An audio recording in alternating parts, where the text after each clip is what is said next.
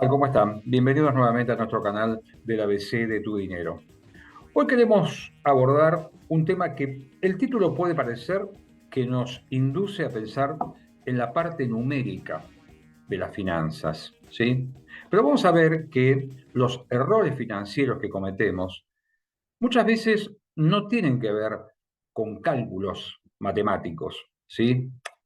No es que estamos tomando, por ejemplo, malas decisiones a la hora de elegir una inversión o estamos solamente subestimando o ignorando, por ejemplo, el costo financiero de una deuda. Vamos a ver que hay errores que tienen que ver con el comportamiento, con las conductas que tenemos desde el punto de vista financiero y que conspiran claramente con la sustentabilidad de nuestras finanzas personales. Así que hoy la idea es hacer un repaso, por lo menos de algunas de ellas. Seguramente habrá más y volveremos sobre el tema, pero me interesa abordar por lo menos este punto para que cada uno de nosotros haga una autoevaluación, si querés llamarlo así, una especie de mea culpa, para ver en qué cosas podemos estar no funcionando bien y ver de qué manera nosotros podemos ir tomando conductas correctivas para mejorar esos aspectos. Así que vamos a compartir la presentación de hoy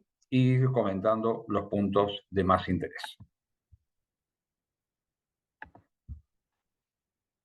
Ese es el título, ¿no? Errores que cometemos a la hora de gestionar nuestras finanzas personales, ¿no?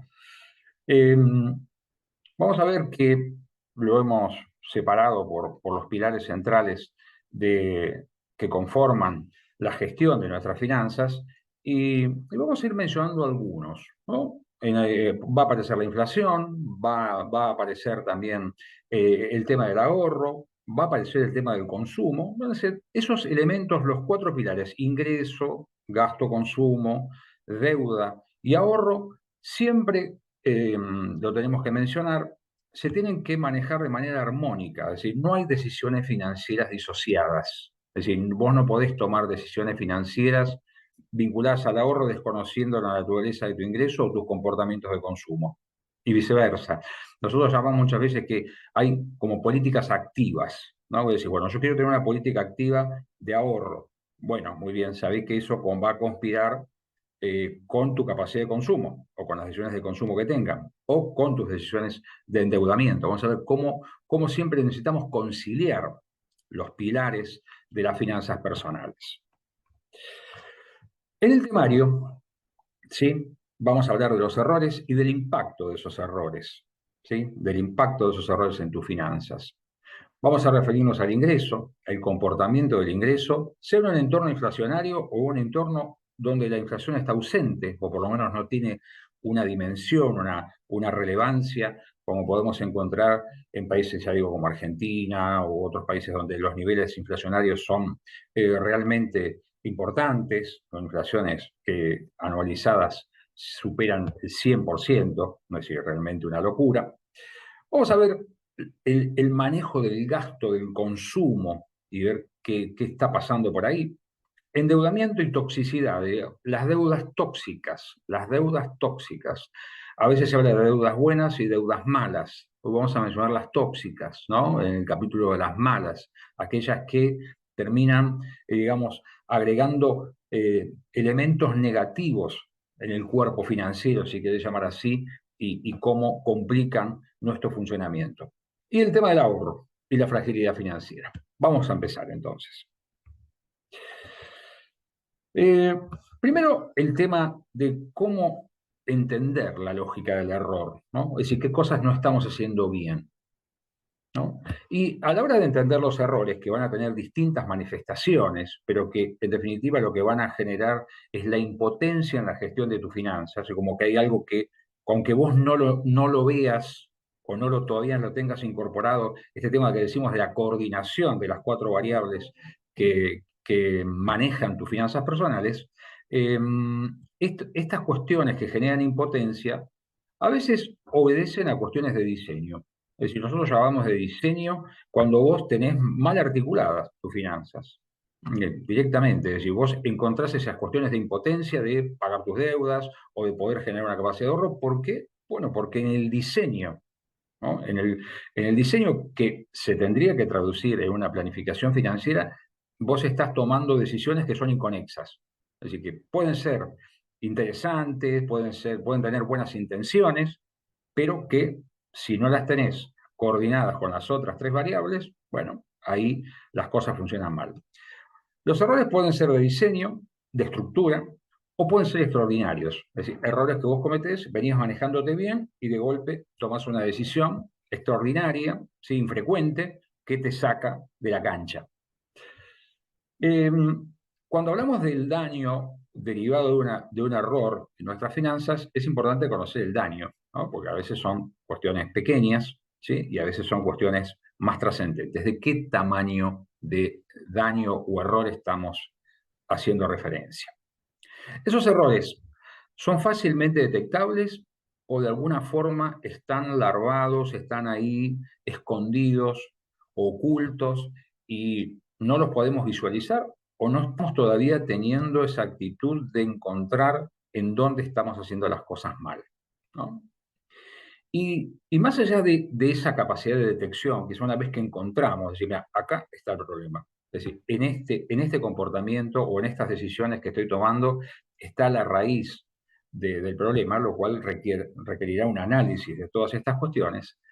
Tenemos que ver hasta qué punto esa decisión que estamos tomando nos está llevando a mal puerto y si podemos revertirla y con qué grado de facilidad o si nos va a demandar un esfuerzo significativo. Ahí también juegan las cuestiones, como por ejemplo en las políticas de cancelación de deuda, es decir, cómo nosotros abordamos un escenario de sobreendeudamiento.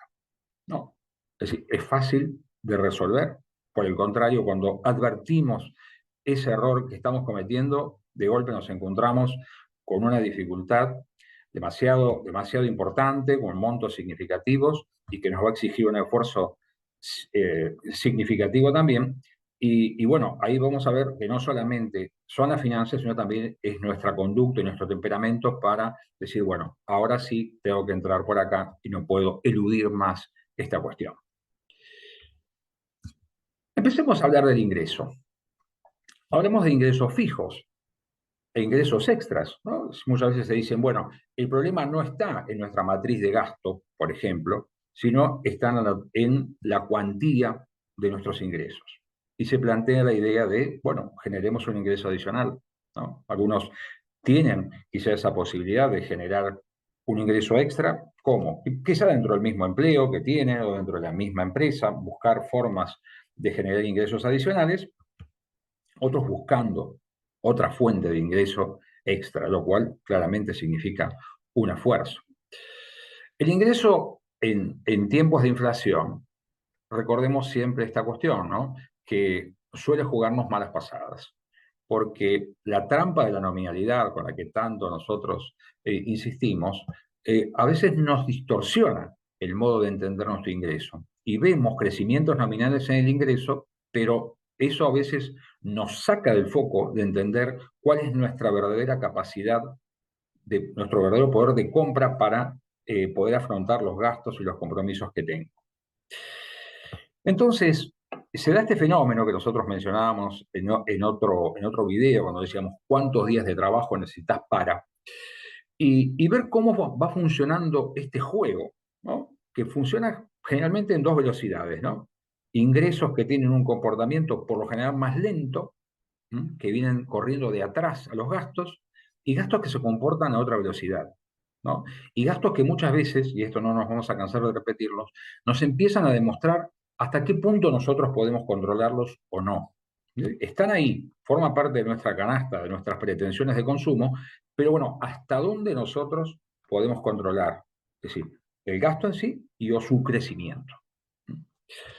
Entonces, errores que se pueden cometer en esto puede ser la subestimación en cuanto a la lógica y al comportamiento del gasto, como también excesos de confianza respecto a lo que podrían llegar a ser nuestros ingresos extras, ¿sí?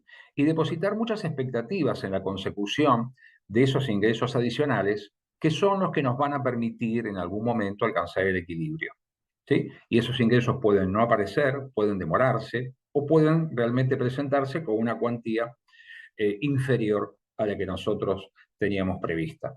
Y ahí hay un problema, ¿no? De vuelta, si depositamos toda la artillería en la expectativa de un ingreso adicional y ese ingreso no aparece o no es como lo esperábamos, el problema, digamos, lo que hizo fue seguir avanzando. Entonces, ese es un escenario de aquellos que tienen ingresos fijos, que pueden pensar en ver cómo concretar esta idea de ingresos adicionales, y también a aquellos que, por el contrario, no tienen ingresos fijos, ¿sí? Que tienen ingresos irregulares, más volátiles, como llamamos, y que enfrentan, por lo general, en los hogares, la lógica es la lógica de los gastos fijos y los gastos estables, si quieres llamar así.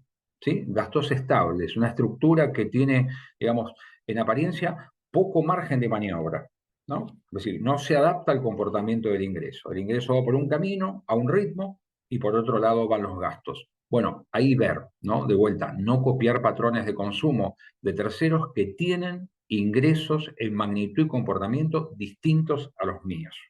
¿Sí? Ahí, no caigamos en esa trampa.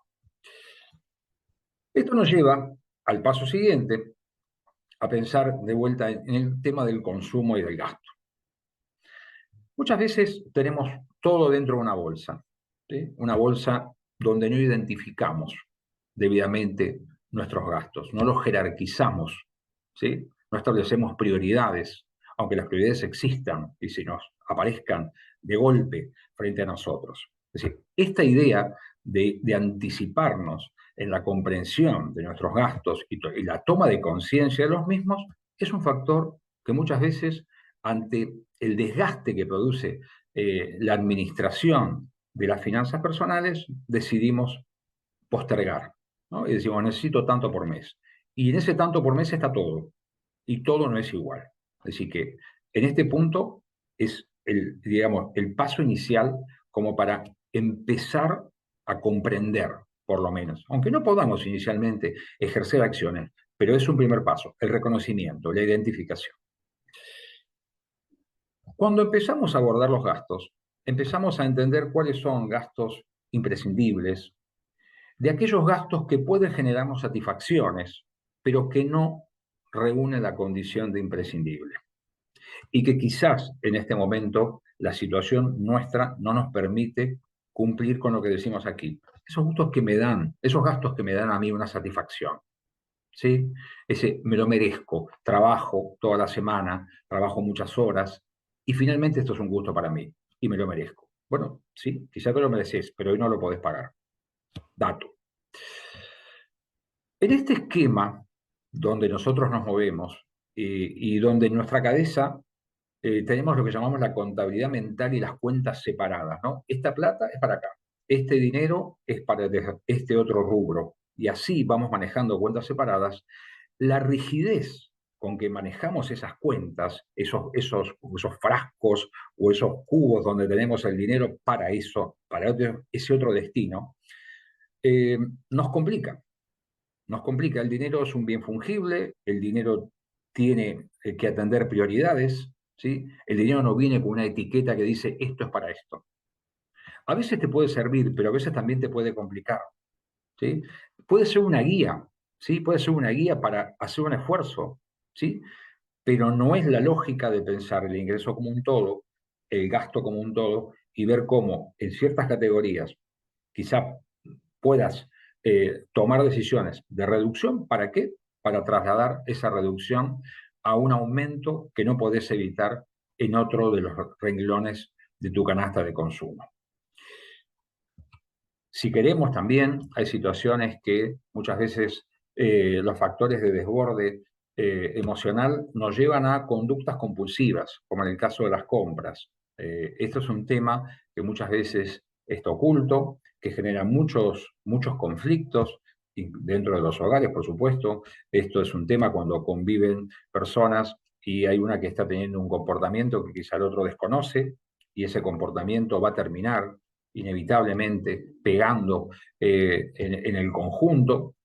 Eh, es un tema para no descartar en un entorno donde la inducción al consumo es muy fuerte y muchas veces, ya digo, depositamos nuestras satisfacciones en conductas inmediatas, ¿sí? Que lo que hacen es generar daños que cuesta tiempo reparar. De la mano de esto, de la mano del consumo, recordamos que, bueno, yo tengo un nivel de ingreso, tengo un nivel de gasto, y si no alcanzo a cubrirlo, la diferencia va o por deuda o por desahorro. ¿Sí? No hay más secretos. Entonces, a la hora de las deudas, muchas veces decimos que estamos en una sociedad donde todos somos deudores, de alguna manera, ¿sí? Con mayor o menor importancia o relevancia, las deudas en nuestra vida están presentes. Entonces, el desconocer el peso de las deudas que tienen en nuestras finanzas personales es un error, es un error. Muchas veces entendemos que las deudas son algunas de las deudas que tomamos, es decir, las deudas financieras con tu tarjeta de crédito, ¿sí? Deudas con una cuota de un colegio que uno paga para un hijo. Bueno, pero hay más y más deudas, ¿sí? Entonces, este desconocimiento o subestimación de cuánto representan las deudas de mi ingreso es un punto de partida clave. Es decir, este error no lo podemos cometer. Y la identificación de los momentos de impotencia para el pago de las deudas es un factor que te tiene que abrir los ojos. Te tiene que decir, bueno, mira, es decir, te estás dando cuenta de lo que está pasando, ¿no? Es decir, no es un tema de seguir pateando la deuda hacia adelante. Es decir, es un momento de reconocer la impotencia, la imposibilidad de poder atender este compromiso. Y ahí empezamos a buscar los por qué. Ahí vamos a descubrir o empezar a conocer qué es lo que está pasando o a ver lo que estaba pasando y que hasta ahora no lo queríamos reconocer. A la hora de eh, comprender el tamaño y la relevancia de las deudas que tenemos contraídas, es importante discriminar, ¿sí? Y no subestimar quién es el acreedor, porque esto, aunque puede sonar peligroso, también es una ventaja, ¿no? Es decir, las deudas no solamente las tenemos que analizar desde el punto de vista de su monto, del costo de las mismas, sino de quién es nuestro acreedor. ¿Sí? Uno podía clasificar las deudas de distintas maneras, ¿sí? Porque lo cierto es que no todos los acreedores tienen el mismo poder de negociación para con vos. Entonces, quizá en un momento, aunque una deuda puede ser más onerosa, esa te puede presentar un margen de maniobra mayor a la hora de negociarla y pueden existir, por ejemplo, deudas impositivas o deudas de otra naturaleza que te permiten a vos un poder de negociación un poco más equilibrado, donde cuando uno ve que la balanza siempre está más desnivelada a favor del acreedor, bueno, quizás empezar a diferenciar, es decir, no con matices, sino a veces son trazos más gruesos, donde vos podés establecer una relación más equilibrada. Otro síntoma de impotencia clarísimo es cuando nosotros para pagar una deuda tomamos otra. ¿Sí? En general, cuando agotamos una fuente de endeudamiento, la fuente de endeudamiento siguiente que estamos tomando para pagar esa deuda es en condiciones más nocivas para nosotros. De vuelta a la idea de la toxicidad de la deuda. ¿Sí? Más onerosa, más costosa. ¿Sí? Esas cuestiones tienen que también llamar la atención de nosotros, ¿no? Es decir, que este juego de deuda con deuda nunca termina bien. Y la negación, finalmente, esta idea de la táctica del avestruz, es decir, impotencia y negación. Impotencia y negación. Pensemos en muchos trabajadores que en algún momento, abrumados por los reclamos de sus acreedores, deciden, por ejemplo, dejar de contestar, esconder la cabeza. Y de alguna manera pareciera que la tormenta pasa, y lo que está haciendo la tormenta es agravarse. Y un día se enteran por la oficina de personal de recursos humanos del lugar donde trabajan que ha llegado un embargo, ¿no? Porque los pasos de los acreedores siguieron avanzando, no hubo una respuesta o no hubo una negociación activa y positiva para ver cómo podíamos resolver eso sin llegar a una cuestión donde se judicializa y termina en un embargo, y ahí claramente las condiciones son mucho peores. Ojo con la táctica del avestruz. Y en el marco del desconocimiento, volvemos a poner, aunque esté casi al final, la importancia del ahorro. ¿Sí? El ahorro hay que incorporarlo en la agenda, no sacarlo. Muchos dicen, pagate vos primero, ¿no? Pagate vos primero. Y el pagate vos primero es ahorrar, ahorrar. Después vemos la inversión, pero vos ahorrar. Es decir, ahorrar va a significar ni más ni menos que reducir tu consumo presente, con un propósito, sea pagar deudas y mejorar tu libertad financiera, ¿sí? Sea ir formando un capital para determinadas situaciones, ¿sí? Fijar una política que llamamos nosotros una política activa de ahorro, es decir, que vos definas el objetivo de ahorro, ¿sí? Y acá, si querés, atalo, sí, claramente, a un objetivo, a un propósito. Eso facilita la decisión del ahorro. Es decir, esta idea del ahorro, lo que me sobra, tiene que ser un nivel de ingreso muy holgado para que eso que te sobra sea significativo, ¿sí? Significativo para vos, para tus finanzas, ¿sí? Porque a veces digo, bueno, mis ingresos son bajos, ¿sí? Pero si vos fijás una política activa y eso te va a generar seguramente una disciplina mayor y un mejor conocimiento de cómo funcionan el resto de tus finanzas. En ese marco, cuando hablamos de la fragilidad financiera, es decir, ¿qué pasa si yo, por ejemplo, tuviera una merma significativa en mis ingresos, perdiese mi empleo o tuviera un gasto extraordinario y no supiera cómo atenderlo?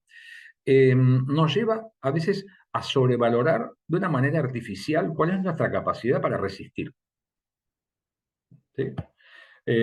Está claro que la vida no se termina a veces por la aparición de una deuda, de una contingencia, pero en una suma de factores, ¿sí? Esta subestimación de la falta de capacidad de atender determinadas situaciones contingentes o extraordinarias que demandan un ingreso, a veces, bueno, uno puede decir, bueno, no lo haré hoy, pero ese gasto que vos no estás afrontando hoy, que es indispensable, se puede incluso dificultar tu capacidad de generar ingresos futuros y generarte otras preocupaciones adicionales que no te permiten ver bien las cosas que están pasando. En el marco de esto, también está otro de los problemas, que en los entornos donde hay mayor nivel de turbulencia, donde quizás uno tiene una tendencia a sobrevalorar las cuestiones de corto plazo a las de mediano o largo plazo, porque quizá no alcanza a visualizar cuáles pueden ser los potenciales beneficios de ahorrar hoy para tener un mejor futuro, esta cuestión claramente no se pierde de vista.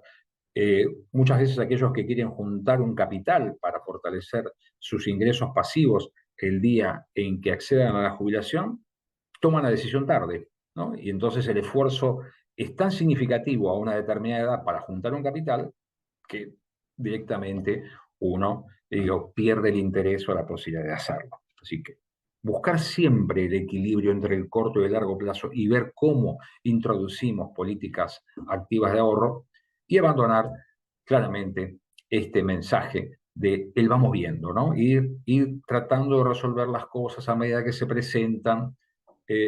Generalmente las decisiones y las oportunidades, cuando el vamos viendo se pone frente a nosotros, las posibilidades y las oportunidades, como decimos, no son las más favorables. Ni más ni menos que esto, lo que estamos diciendo. Afrontar la realidad de tu dinero. Entender qué vida vos podés financiar, qué vida vos podés pagar, ¿sí? Es decir, no es ningún demérito. Es decir, no es ningún demérito ni ninguna derrota asumir determinadas cuestiones que hasta hoy venías haciendo. Al contrario, ese reconocimiento, ese mea culpa, esa subestimación que nos venía llevando hasta acá, bueno, es el momento de ponerle freno y pasar a hacer otra cosa. Ni temor ni vergüenza, ¿sí? El tabú del dinero, no hablamos del dinero y eso a veces profundiza determinados comportamientos negativos.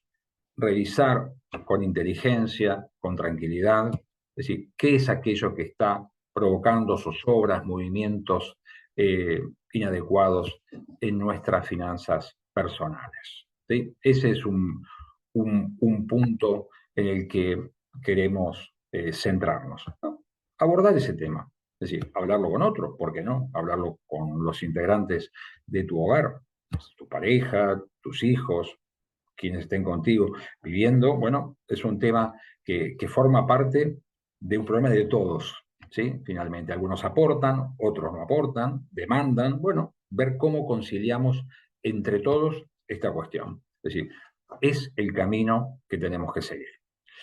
Espero que les haya gustado, espero que compartan los contenidos siempre del ABC de tu dinero, se suscriban a nuestro canal y así sigamos creando una comunidad de una masa crítica que le dé todavía más visibilidad a las cuestiones de educación financiera. Muchísimas gracias.